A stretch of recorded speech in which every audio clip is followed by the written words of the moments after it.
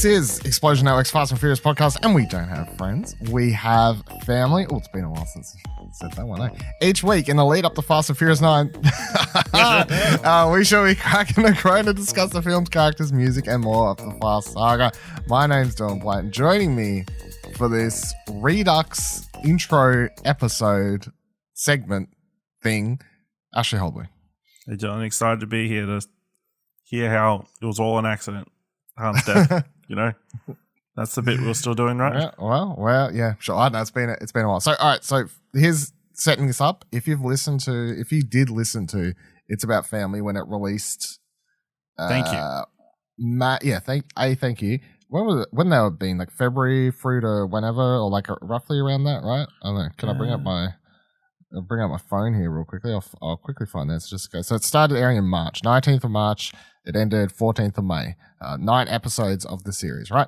And of course, I did record an interlude for the first episode of the podcast when it originally released. And I was like, hey, we was recording all this. The film, like COVID-19 hit when it was like towards the end of recording those podcasts. So, of course, then the whole thing was kind of just shit and annoying. So now we released them all anyway. I think, you know, it was like too late to kind of be like, well, let's stick them in the can. No problem. They're still good listens. I still think people should check them out. So much so that because they've stuck a release date of, I know the American thing is June 25th, but like I look on our calendar and it's June 24th is a Thursday. So that's what I assume that's the Australian release date, right? June 24th is the new release date. And because they're similarly committing to it by dropping a trailer literally 10 minutes ago as of us recording this intro, the second trailer, they did quite good on holding back, and they only did that Super Bowl spot or whatever. Super restrained, yeah. Yeah, they didn't keep like going, oh, this release date, then move it, and this release date trailer, then move it, blah, blah, blah. Kind of like a bunch of other movies have done. They're like, no, they just moved it completely. Yeah, yes. They stuck it all the way. Trailer, sorry. They just got delayed. Well, like Black Widow, I guess, and some other things. No, they held back as well. They didn't have the many trailers. I can't think of anything that put out a bunch of trailers. Not a bunch, but like kept moving it and, you know, just like playing ball or whatever. So they moved it the full year. Anyway, so the movie's coming out now, hopefully. Fingers crossed, knock wood, all these sorts of things. June 24th. So we're going to re-release the podcast episodes that we recorded last year, maybe with some slight adjustments. So for a starter, this is replacing the intro of the first episode that we did last year, where we basically discussed the original trailer and like how excited we were, blah blah blah blah, all that sort of stuff. So I'm just gonna overwrite. So if you want to hear our discussion of that trailer, go back and listen to the original version of this episode. Go back and listen to the original version, because why not? But the rest of the podcast, so if you haven't listened to the podcast before, it is like this. Each episode we are discussing a movie in the Fast and Furious family universe, saga, whatever you're going to call it. The first episode starts with Better Luck Tomorrow because of course. In hardcore fans would know that is the movie where Han is from, right? And technically, that's first in the timeline. So that's what we start off with. And that's what you'll be listening to later in this episode when we can cut back to us discussing Better Luck Tomorrow from over a year ago at this point. And then, of course, next episode's original Fast and Furious, Too Fast, Too Furious, Tokyo Drift, etc., etc., etc. No, right through to the Tokyo end. Drift's much later. Well, you know it's in chronological order. It's in chronological order, not release order. What we're going to add in for the rest of this Redux season, though, is I am going to add in quick, I guess, epilogues to a couple episodes where I'll be giving my thoughts on the Fast and Furious kids animated series, Fast and Furious Spy Races. I don't know how much I'll have to discuss because I've actually watched like the first half of the first season today, I guss. I mean, it's not that long. They're 8 episodes a season, 20 minutes each or whatever. So it's not too big of a investment or whatever. But so I was doing that. And they'll be added in. I've got it here. So episode 3, which is the Too Fast, Too Furious episode, Spy Races Season 1, epilogue to that. And then Spy Racer Season 2 epilogue will be on episode 5, which is after Fast 5 discussion. Spy Racer Season 3 epilogue will be added to episode 7, which is the Fast and Furious Tokyo Drift discussion. And then episode 9, I'm gonna add Spy Racer Season 4 epilogue, which is the Fate of the Furious. And then we're going to add a bonus episode for this Redux release of the podcast, and episode 10, which will be discussion of Hobbs and Shaw, which we left off last time because we just wanted to focus on the core, which includes Better Luck Tomorrow films of the saga. So we will be adding in Hobbs and Shaw discussion for this new release of the podcast, and then hopefully, again, all fingers crossed, whatever, knock on wood, episode 11, the finale, will actually be this time our discussion of Fast and Furious 9 or F9 or Fast and Furious Presents 9. I don't know. It's got all these different titles depending on like where you're watching the trailer. Like the American Australian name seems to be different, which isn't a new thing for the franchise, but nonetheless. So that is what this podcast will be. It is a re-release of old material, plus with some new things thrown in, plus mostly, hey, if you didn't bother listening to this last time because Fast and Furious was delayed, here's a way for us to get it in your face and get yourself excited.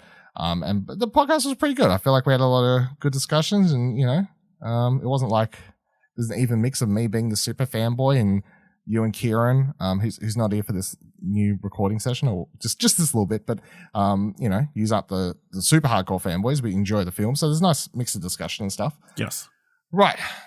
So that is what the podcast is going forward.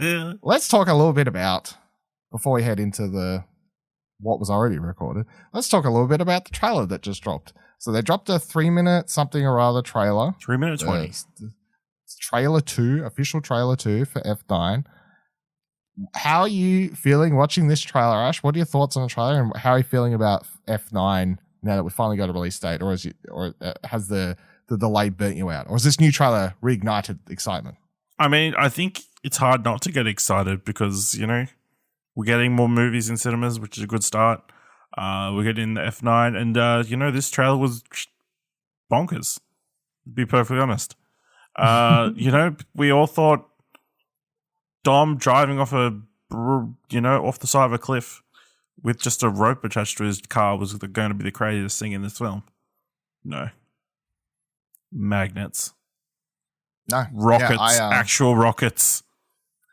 I think I said at least once watching the trailer, what the fuck is this movie? All right. Oh my god, is that a spaceship? Is that a teaser? A little spaceship teaser? And now we got cars flying in the air? Yeah, we do. Who is he? Jacob is Dom's brother. Been a long time, Dom. Little brother. You always say never turn your back on family, but you turned your back on me. Because you ain't family. Your little family is in my world.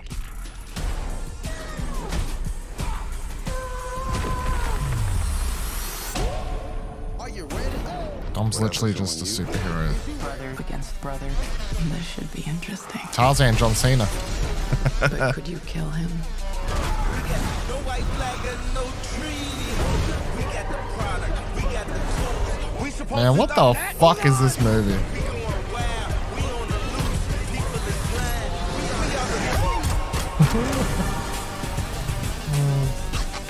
Really? Duct tape. Oh shit, they're actually going to space. On our way to Home Depot. I don't want to die. Wow. The space, it's happening. It is absolute nonsense that I can already, I didn't look in the comments or I haven't looked on Twitter, but there's always those people still after 9 movies who are going to be responding, man, what happened to the street racing in this franchise? All that sort of stuff. And this trailer is just going to be like extra bait for them because it's literally like magnets pulling cars across buildings, even though there's also that one shot where they're pulling the cars through buildings with the magnets or whatever. There's that shot from inside the cafe that reminded me of the shot they use in, Fast and Furious 6, I think. Was that the one? No, it was 5 with the bank. You know what I mean? Like they have that shot. Yeah, 5. Yeah, it was just that shot that made me go, right, Justin Lin's back, because just like seems like a callback kind of, I don't know. Like, not saying he owns that shot, but it just within the franchise just reminded me of that one, I guess. Insane trailer. They also, the other thing that stuck out to me the most, or two things, right? A, you got John Cena flying through the city on what looks to be Georgia's jungle at some stage there, and Dom like tackles him through a window, which I found fucking hilarious for some reason. I was like, what is going on here? And then it's funny because doesn't he have some sort of safety thing, like holding him up to that rope? I don't know. Dom hit him so hard he snapped all the ropes attached. He snapped to him. the line. Yeah, that's true. Dom's a superhero in this. If anything, this trailer says anything. I mean, they're both jumping off roofs to the floor. There's that part where Dom like locks himself in that room or whatever, and then like takes on a million goons, and then falls to the bottom, 1,000 miles of a down well, into water or whatever. I was like, man, it's just he is not human. He's not human, you know. And then the other thing was, so I'm watching the trailer, and the kid is young Brian or whatever. What's he calling him? Brian Jr. Whatever. Yeah, no. sure. Yeah. He's playing with a spaceship. I'm like, oh man, is that an Easter egg? Is that like supposed to be a hint towards the fact that they're actually going to go to space? Little did I know. End of the trailer. They're really getting close, as close as they've ever got to officially heading to space and going for the memes. I'm like, is this a setup? Is this a setup? Is this a test? I don't know. That supposedly 10 is supposed to be, you know, like it's not like if 10's the finale. Listen, 10 isn't going to be the dream is 10 is just a reboot of Armageddon, but better. You know, like you could but with cars, because Armageddon would fit within the Fast and Furious universe because you'd buy it a lot more. You'd be like, this is silly. This is ridiculous.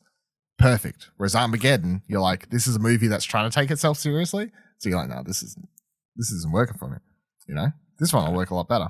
Man, take Han to space. We thought the dude was dead. Now he's going to space. Now he's like Sniper Elite. Yeah, that was the other thing. I'm like, is this legit how they, like, is that legit the first moment?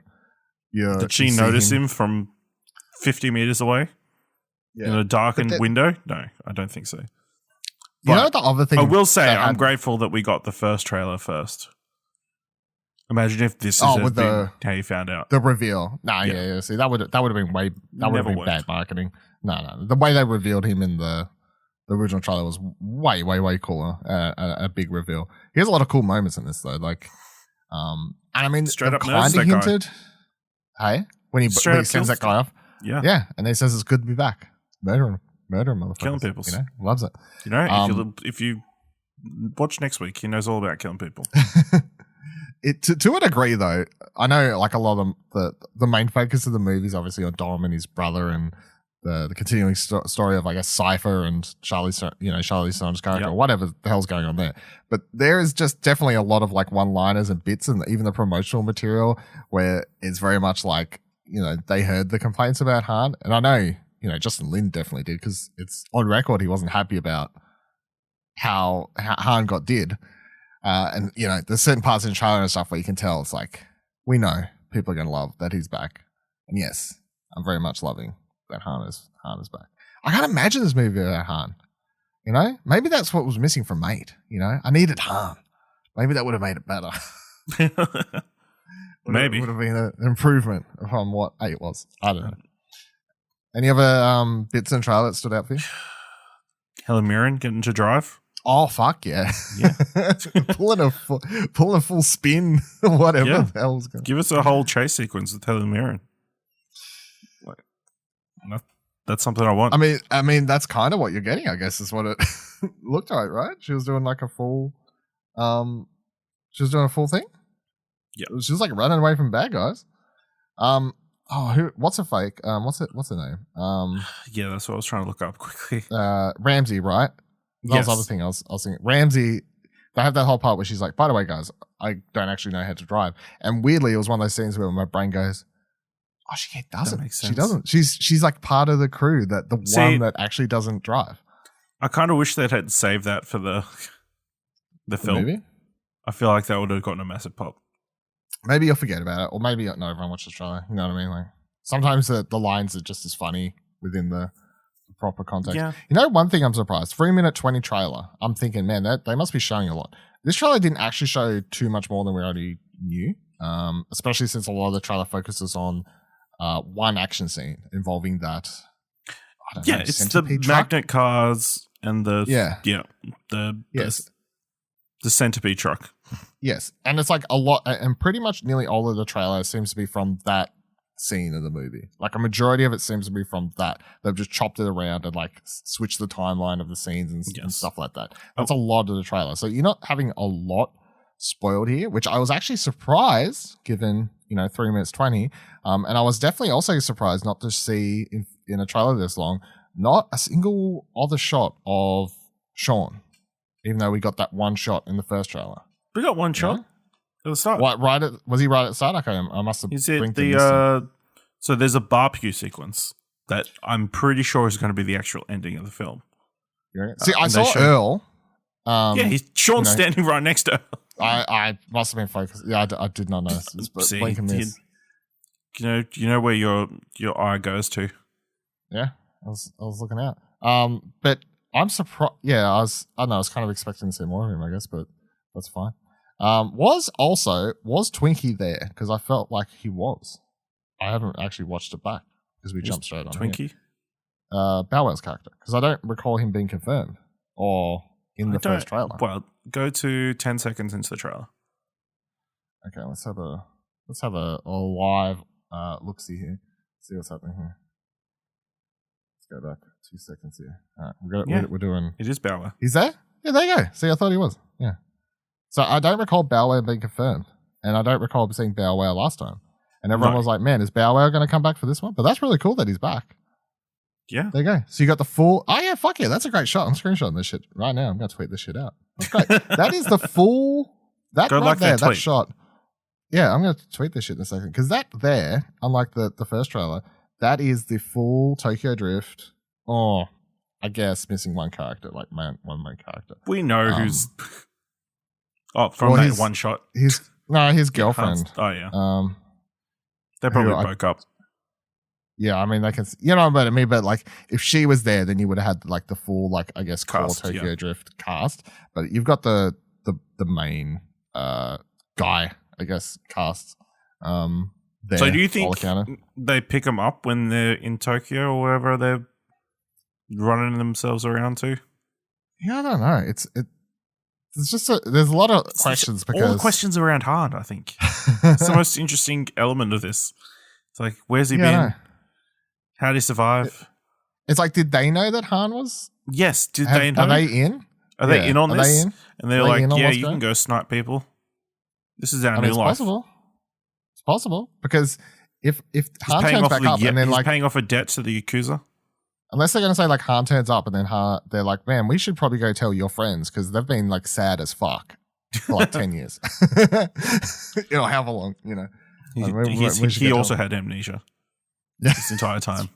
Possibly. Yeah, I don't know. But yeah, that is. I'm really looking forward to it. It was a great trailer. I'll probably.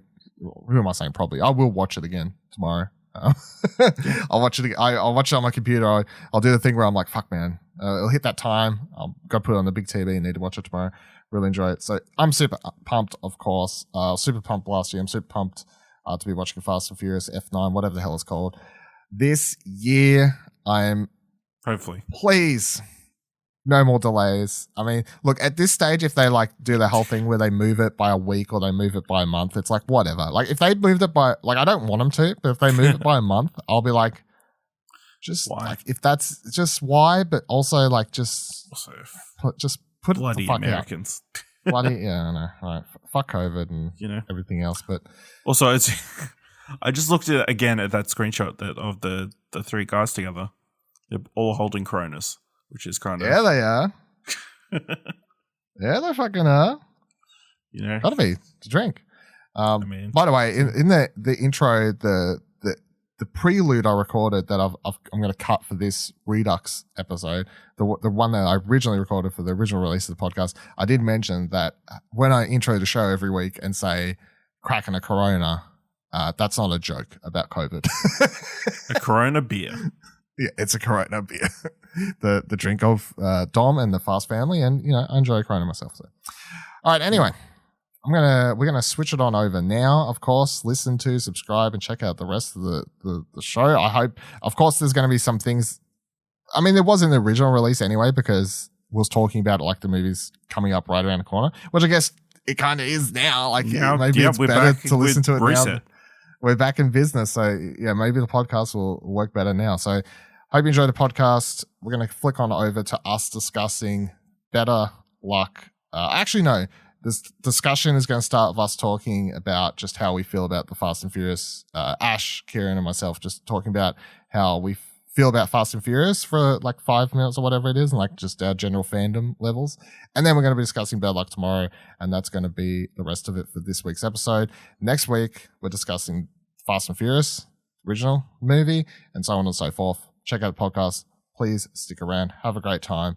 And until you hear from me again in another newly recorded segment, which will be discussing the kids animated show, until we get to Hobbs and Shaw. So this is a really weird and interesting podcast experience, I feel, for us at Explosion Network. But there we go. Looks like I'm all out of nos for this segment. I don't want to die! Before we jump into discussing Bad Luck tomorrow, I as I was talking, I'm like, we should actually do a bit of a, because obviously I opened and called myself super fan of this, like Fast and Furious, what your general feelings on the franchise. So when we talk about the movies, everyone knows like where you kind of sit, because although we're having jokes here, and I will joke about the franchise when it's appropriate. Obviously, I really like the franchise, and it's one of my favorite franchises. But the one thing I'll say is, because often people are like, oh, it's like one of the best action franchises and stuff. As we go through and continue to talk about these movies, the reason I actually like these movies, number one reason, is the characters. And I think that's what you'll find with a lot of people that really like these movies as well, is that the reason they like them is because of the characters and how long running the franchise has been, and also when they watched in their life. Like, I watched the first couple of these come out when I was in primary school.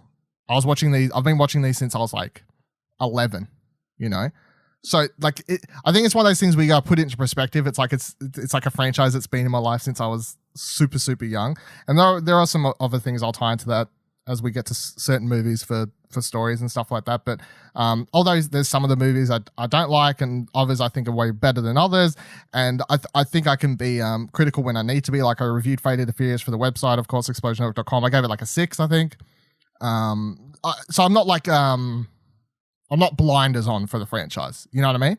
Like, I can be like, yeah, this wasn't very good, 6, but I enjoyed watching it because I like the character so much. That's kind of how I fall into it.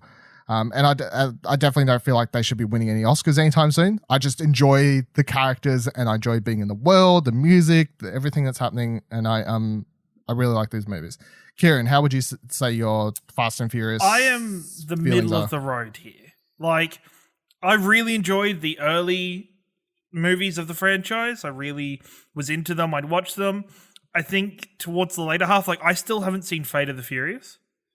Like, I think I've started watching it, but I haven't fully. You're going to watch it in a couple of weeks. I'm going to watch it in a couple of weeks. But I really do love the characters. And, for the longest time, Tokyo Drift was one of my favorite of the franchise because I really enjoyed it.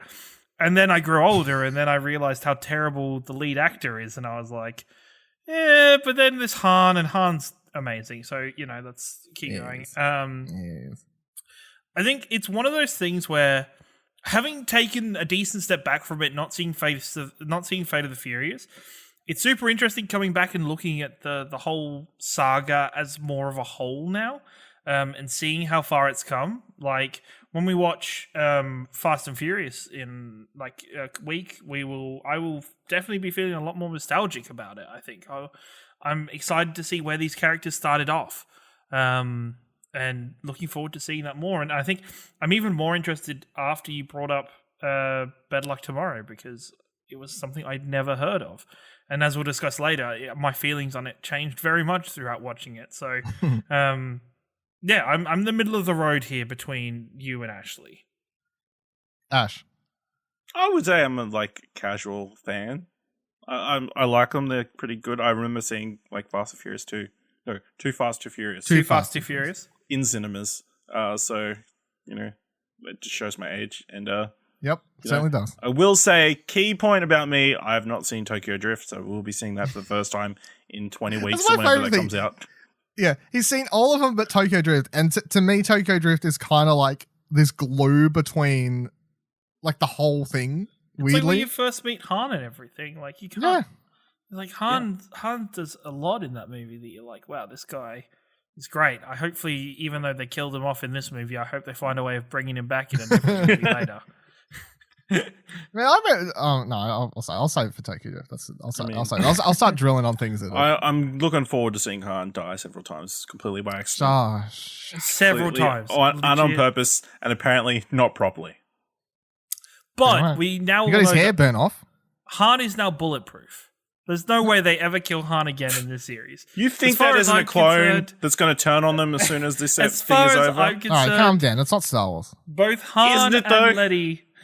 Both Han and Letty are bulletproof at the end of this series because it's like you can't go through killing almost them. Die once. Yeah, yeah, you can only almost die once, and you can't fuck with people to do it again. Damn right. All right, let's get into the movie. This week's movie is Better Luck Tomorrow. It was released in 2002, and for those playing at home, that is a year after the original Fast and Furious. It was directed by Justin Lin, written by Justin Lin, Ernesto Foronda, and Fabian Marquez, and the main cast is Parry, Shen, Jason, Tobin, Kang, Karin, Anna, Cheung, Robin Fenn, and John Cho. Synopsis is a group of overachieving Asian American high school seniors enjoy a power trip when they dip into extracurricular criminal activities. All right, so obviously, as I mentioned before, the reason we're watching this one is because it's directed by Justin Lin, who basically saves the Fast and Furious franchise, and it's a movie in which he created the character Han, which he then brought over to Tokyo Drift when he got invited to go direct that a couple of years after doing this. And there are some other characters in this that pop up later in the Fast and Furious franchise in, once again, unofficial capacity, but I will bring them up nonetheless because I enjoy weird sorts of trivia connection shit like that. It gets me off in sorts of ways. When you got everything you want, what's left? You can't settle for being happy. That's a trap.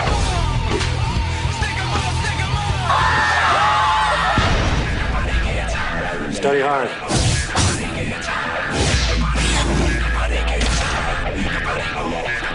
I've been teasing your thoughts about this movie. How do you feel about Better Luck Tomorrow? We'll say, as you can talk like straight up as a movie, and then we can get into like the minutia of it as like a unofficial Fast and Furious prequel.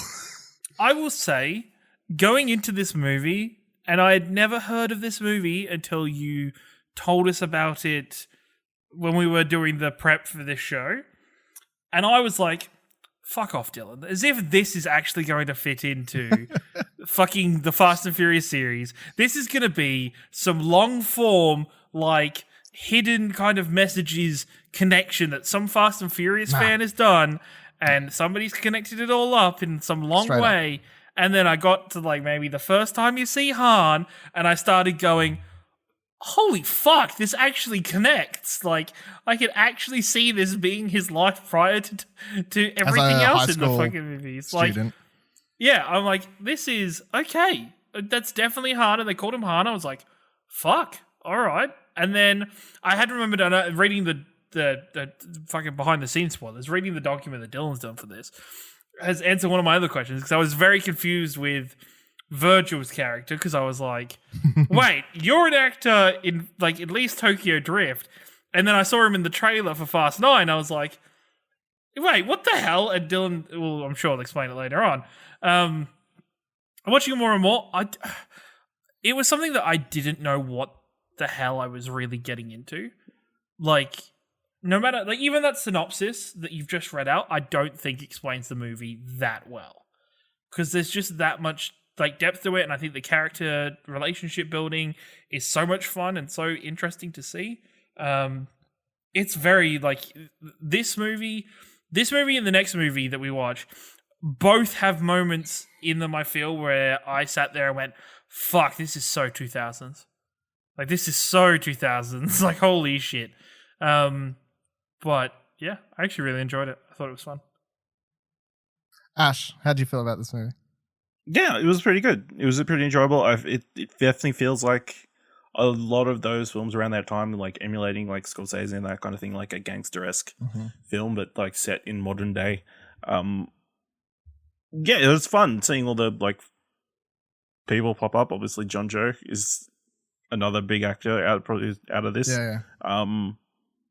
But yeah, I had a good time in seeing the shit unfold.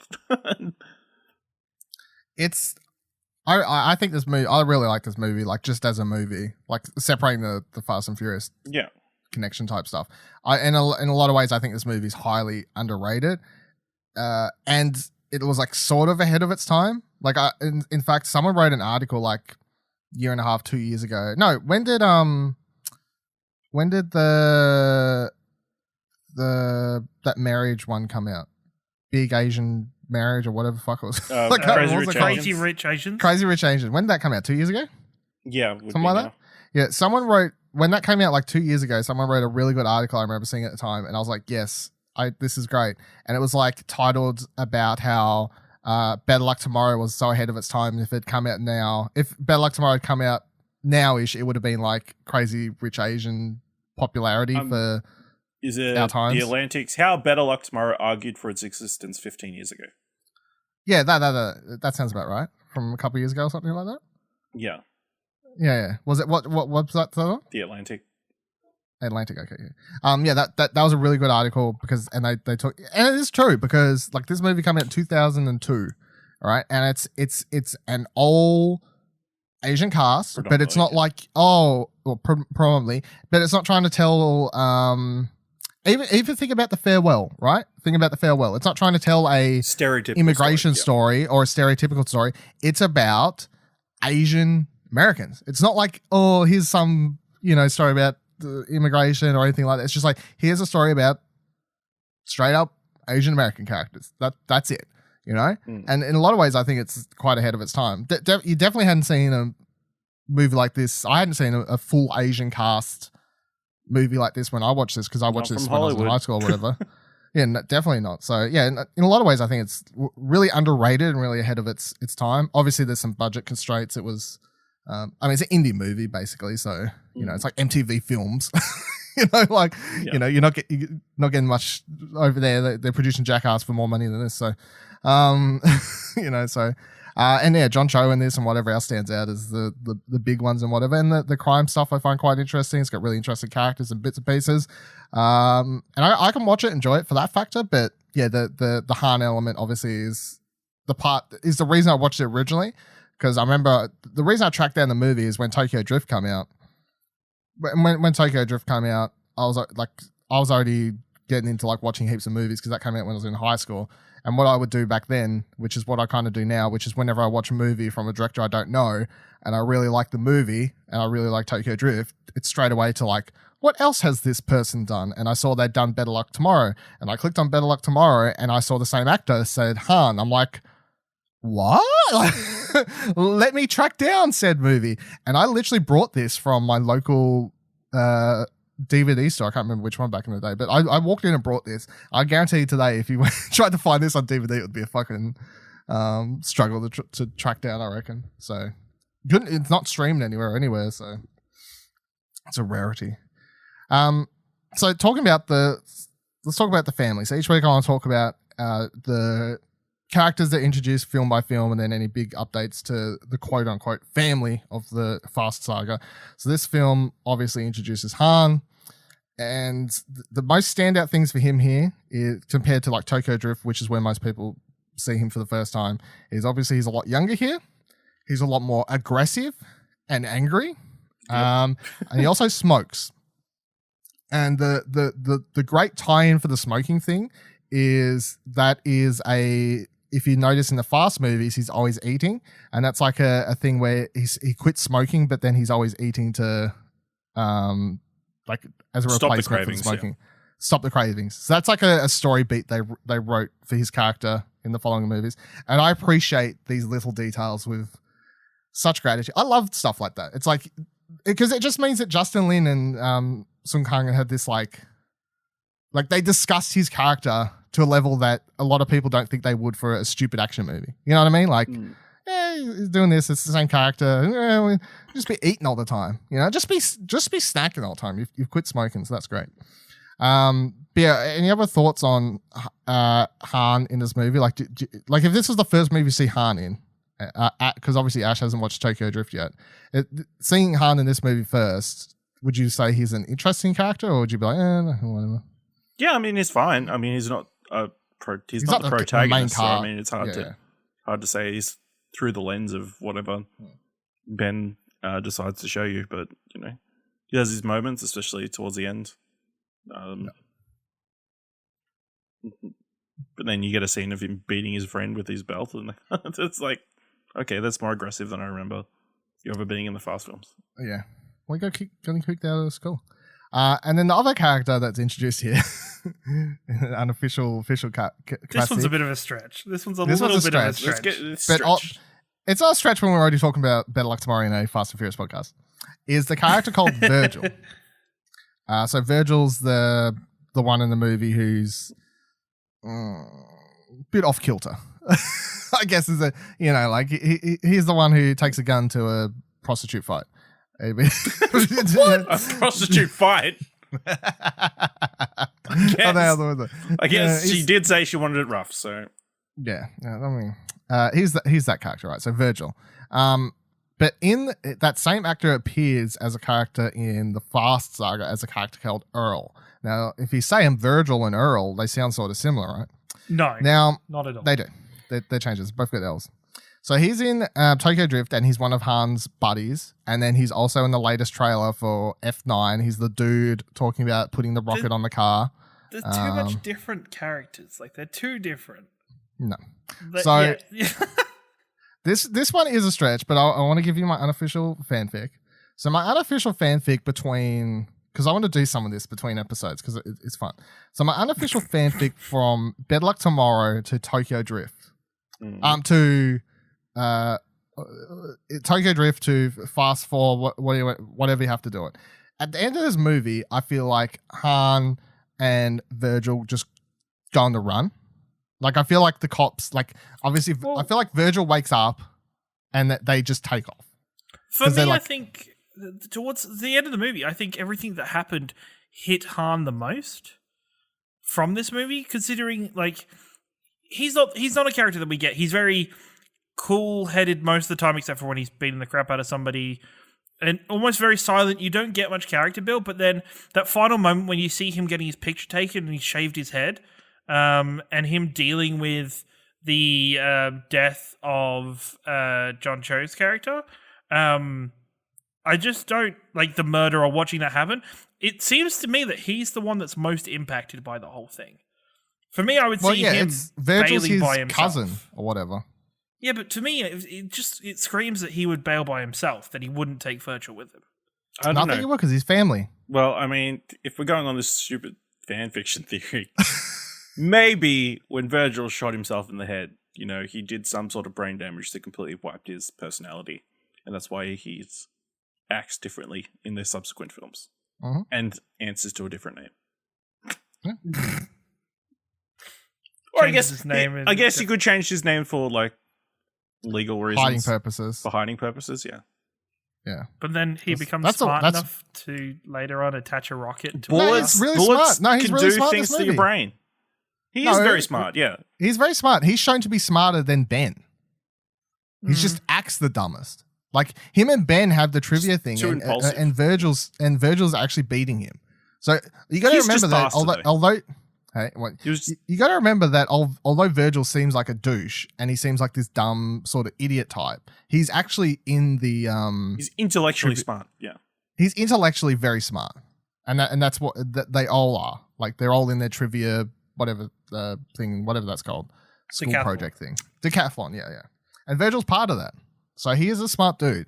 So having him be smart enough to do all the stuff he does in the Fast Saga isn't a far grasp as far as him being able to do that stuff.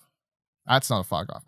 My fan fiction is he changes his name, The Hiding. Him and Han run away post this at some point after this movie, and they run away. Maybe that goes to Tokyo straight away, obviously. But him and Han don't see that close though in Tokyo Drift. They don't, but they only have a couple scenes together.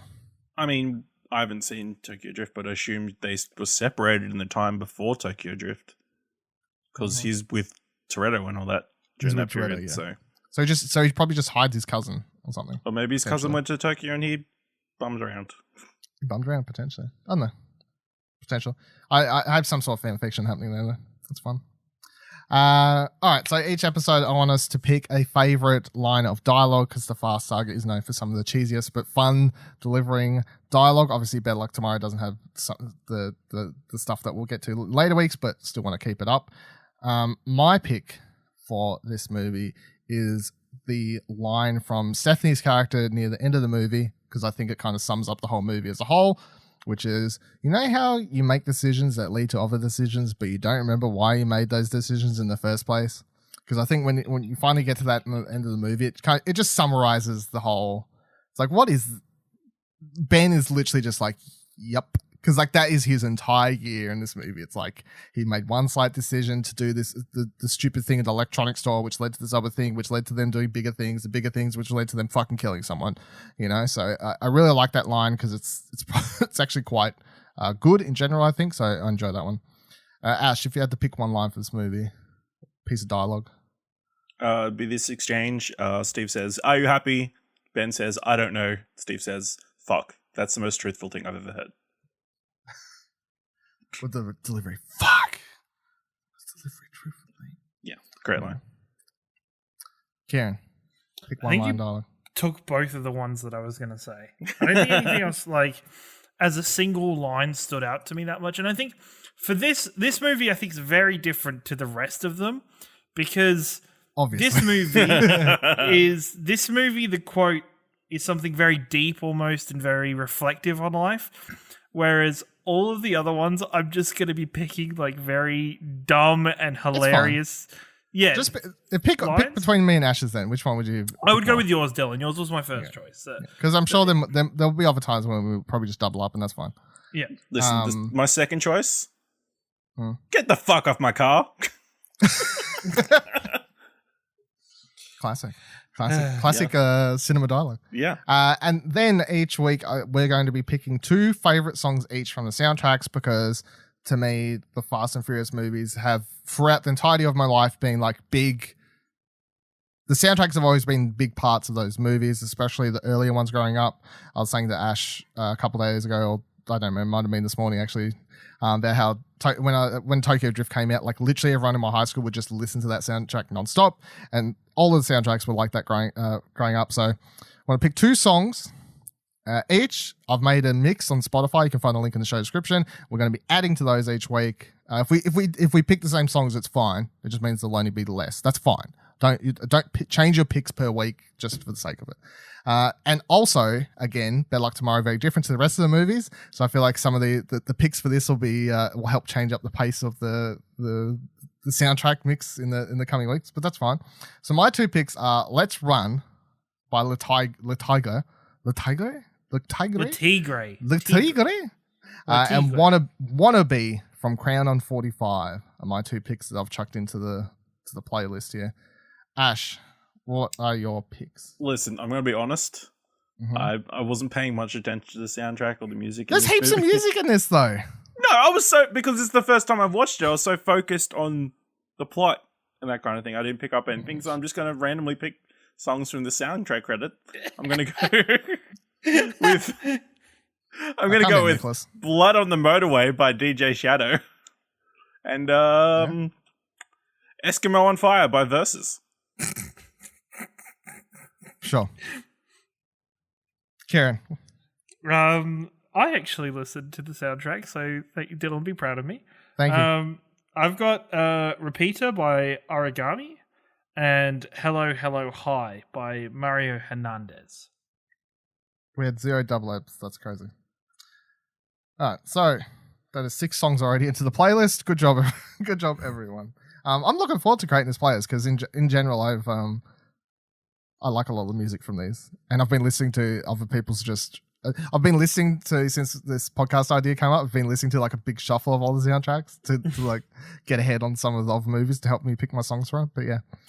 Anyway, looks like we're out of gas for this week. You can follow us on Twitter by heading to explosionnetwork.com/Twitter. Kieran does not look ahead in the notes at all to find out No, I don't. Wait. It should be we're out of NOS for this week. Because they never run out of gas, but they do run out of NOS. All right, I'll change it. He's going to change Let's just it. rewind. Everyone go back No, to... we leave this in. No, we leave this in. This is all... All right. It's history now. Everyone know for future episodes, it's going to become NOS. All right. Next week's episode, we're, of course, discussing the proper first original movie in the Fast and Furious Fast Saga, The Fast and Furious. So make sure you watch that one before next week's episode drops. And remember, #justice is coming. Is it though?